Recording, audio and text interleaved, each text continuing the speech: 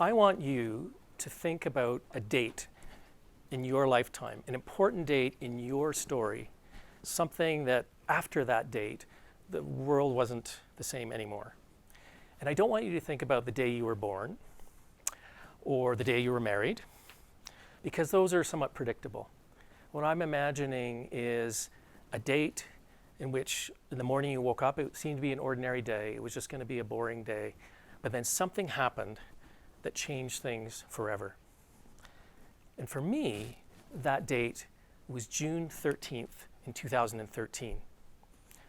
And what happened quite unexpectedly, it was an ordinary day, and I came home a little bit early, and I turned on the television news, which I don't do very often.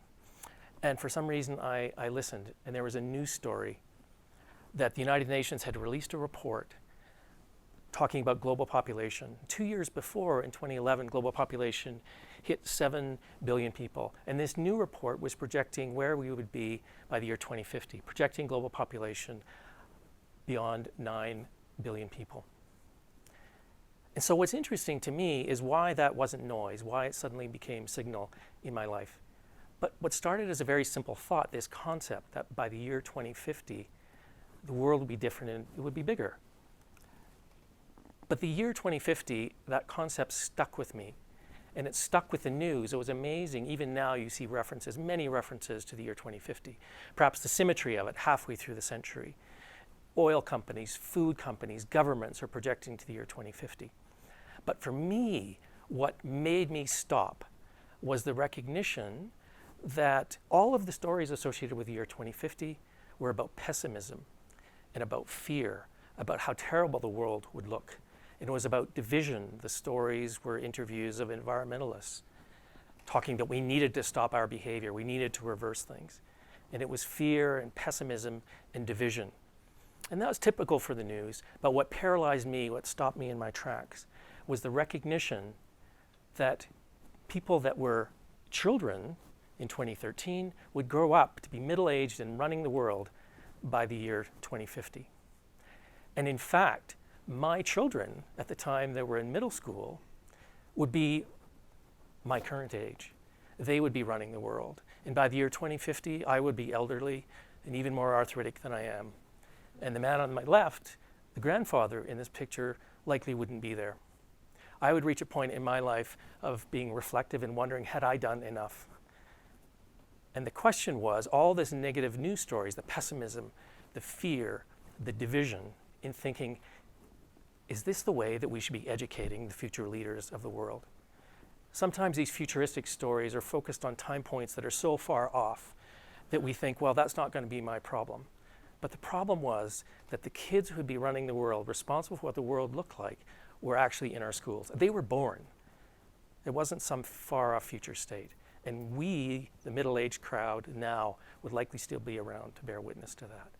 And that little thought became this idea that grew in me and eventually developed into a plan and actually took over what became my life's work in my profession. And why, instead of just being noise, it became signal for my life, I still don't understand today. So that's one reference point. And it made me sort of think about our education systems. What kind of messaging are we empowering our youth with when it's talking about division and fear and pessimism? And I reflected back, being an educator, I reflected back on our journeys as human beings. And in fact, when we're very young, kids are incredibly creative. They find cardboard boxes, or in this case, this kid on a swing finds a sword and is attacking, this mystery villain who's a burlap sack just hanging next to a tree. So kids create their own realities. They're full of creativity, such potential in the world. And then what happens? We send them to school.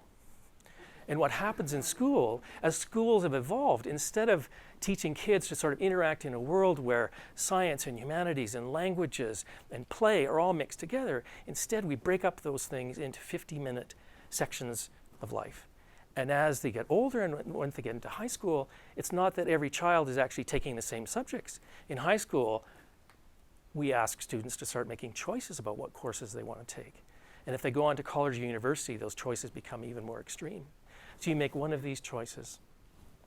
And the challenge becomes that institutions of education sort of put up barriers to say, well, if you're in the program of, electrical engineering, it'd be very difficult for you to get a secondary degree in languages. You'd have to do more time.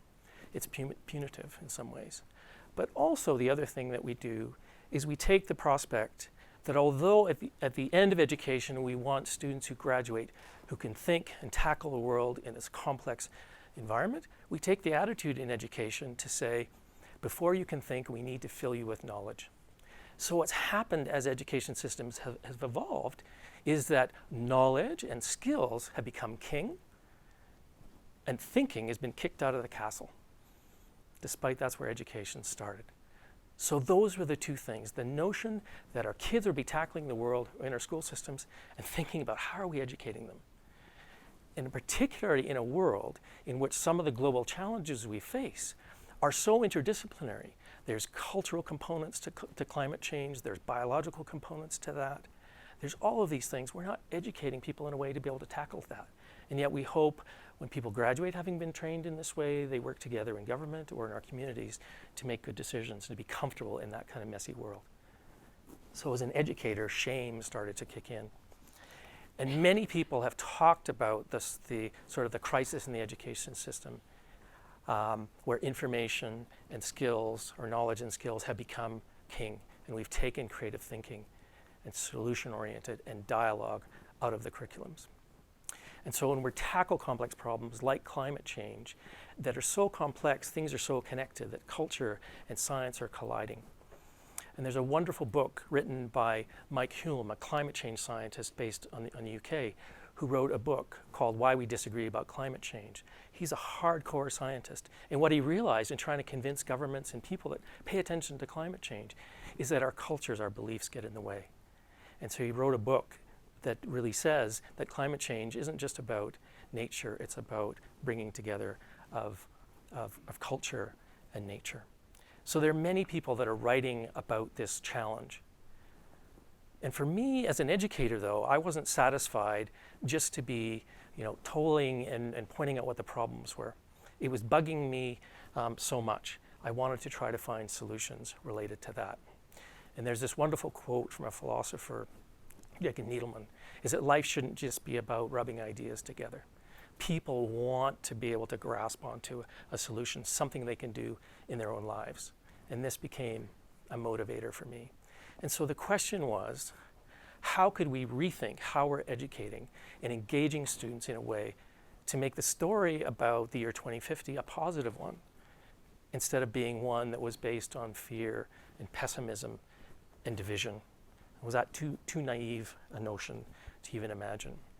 And so I conceived of the idea of wanting to put my life's work into a different way of engaging students so that we were nurturing the development of critical thinking and creativity and innovation-oriented thinking. And if that meant having to step away from filling them with knowledge and skills, maybe we needed to do that because this was so fundamentally important. And so the notion of using the processes of discovery, creativity, and innovation as being the backdrop for learning, the backbone of learning, on which we can tack skills and knowledge, but this is being fundamental. And that's what's driving my work and interest as we go forward. So in fact, there's a lot of literature in the education space related to the power of learning in this kind of way. The term experiential learning refers to the learning that comes by actually doing something, instead of just sitting in a classroom and hearing about it, actually trying something. It's the notion you'll learn to swim, but you throw you into the pool first. So experiential learning is like that. But it's not learning just by doing something and potentially failing. As an educator, you've got to build in time for reflection, careful reflection. The learning comes from the reflection. I bonk my head and walking under a beam. Why did I do that? I reflect because maybe I need to duck down to make that happen. But there's a specialized emerging field of experiential learning that I like to call, and is called in the literature, authentic learning. So it's experiential learning, so it's learning by doing things, but in a way which involves real world with real world players. And so it's the notion of students being engaged in a project, and if there's something related to work in the poverty space, that they're working with an NGO that's working in the poverty space. And so authentic learning just raises the stakes. The partner is very interested in the learning that happens, potentially as a future employer, a partner in promoting innovation. And certainly the stakes are raised for the student, but they're highly engaged because this is real world. And so the test of that becomes, how do we operationalize this? And it's that backdrop that I developed this idea, and amongst this world of pessimism and fear and division, I imagined, what if we created a project? Initially for high school students was my idea, before we start to pigeonhole them. We called the 2050 Project. And the project was really simple in thinking. I'm not involved in high school education, so it was easy for me to imagine this. So the idea was, well, if we want students to be involved in critical thinking and creativity, let's get them to imagine what the world's going to look like in the year 2050. So they're going to have to go learn some history and some science and some language arts related to that. And then they're going to identify an innovation. And they're going to work on that within a group, because teamwork and collaboration is a critical part of that. So we'll put a little bit of a constraint. And then what? What about if we could bring students together that are working in different schools, and ideally from different parts of the country, perspectives of different parts of the country. So that was my idea. And I sheepishly went off and I knocked on the front door of a principal's office, a local independent school, and he bit into the idea right away. And so what happened is we actually piloted this last fall, the 2050 Project, happening in 4 schools across Canada, one in New Brunswick, Montreal, one in Ontario, and one here locally. And groups of students working in different ways, and how the school fitted into their curriculum or how it was extracurricular was different. That was part of the experiment too. And then the carrot was that these students were going to come together and present their ideas. And so they did that in mid-April. Had them for a few days in Calgary, and then took them up to the Banff Centre. No better place like the Banff Centre. Your mind is opened up with all these mountains and blue skies around you. And some magic happened. And so the magic happened when the students actually, early in the week, they presented their ideas, a pitch like this. But the magic was, this was never about it being a competition. So you pitch your ideas. There are lots of things out there. You pitch your idea and there's a winner and there's some losers. This was about presenting your ideas early in the week, because in addition to the students that were there, we had people from the business community, artists there, from the communications industry that were there, some graduate students, business people that were there to listen to these ideas. And the initial presentations were celebratory. That was awesome. Group from Montreal, thinking about urban design things. Local group here, focused on a food computer. Celebratory, congratulations. But in the students listening to each other's projects, the wheels were turning. Maybe it was professional jealousy or fear of being embarrassed, right? And they developed this appetite for continuing to learn. And so what happened by the end of the week, these students were learning from each other, networking with the advisors, the mentors that we had in the crowd, and they came up with something incredibly special. The second project that I was involved with is actually at the university. And it was the idea of creating a course that was actually launched this past January called Global Challenges. And the idea is, again, a bit naive, only first-year students, but from any faculty. And so we had students from engineering, political science, English literature, astrophysics even. Broad group of students that came together.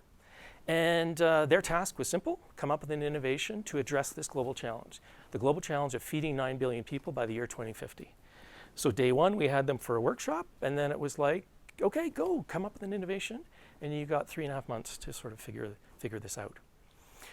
There was structure that was built into that. The vehicle for learning was inquiry. Everybody came to this task with an opinion about food.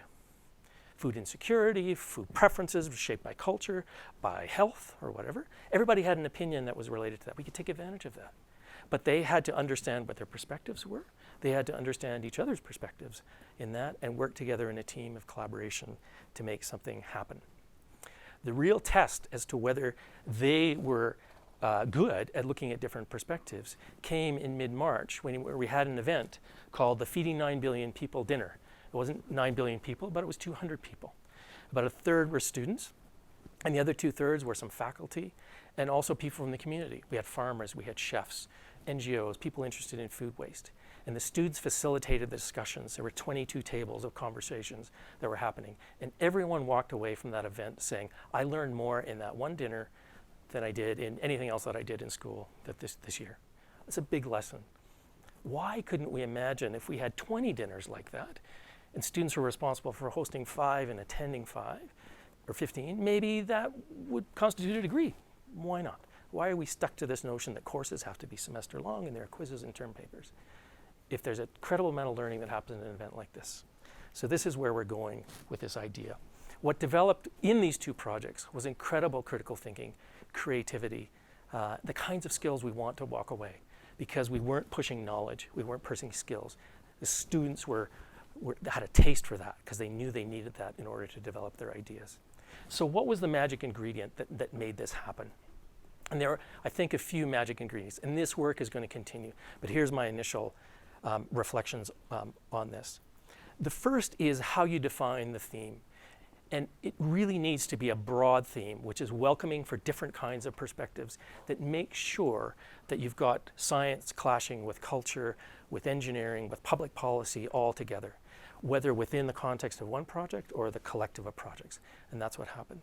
The second is building authentic experiences. So the students are interacting with business people, cultural leaders, people from different religions, people who are impoverished and rely on food banks. Raising the stakes in that way makes an incredible difference.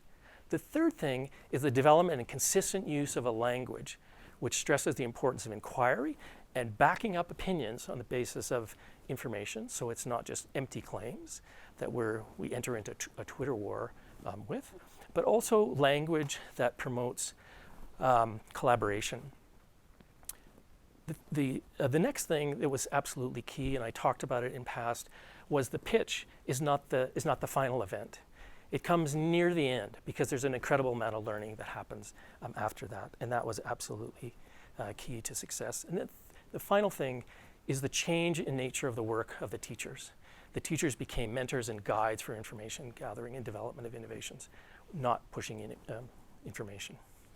So the final thing I want to leave you with is change our education systems.